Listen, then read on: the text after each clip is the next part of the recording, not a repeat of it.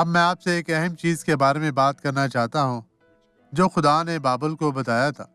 اس نے یہودا کی سرزش کرنے کے لیے بابل کا استعمال کیا اور انہیں 70 سال تک قید میں ڈال دیا گیا، جو بہت ہی افسوسناک تھا۔ یقیناً وہاں کے زیادہ تر لوگ گناہ اور غلط کاموں میں ملوث تھے، لیکن بابل کے لوگ جادوگری کے ساتھ بھی کام کرتے تھے۔ دیکھیں خدا نے کیا کہا، اس لیے دیکھیں دن آ رہے ہیں۔ یہ یرمیہ باب 51 آیت 47 میں ہے۔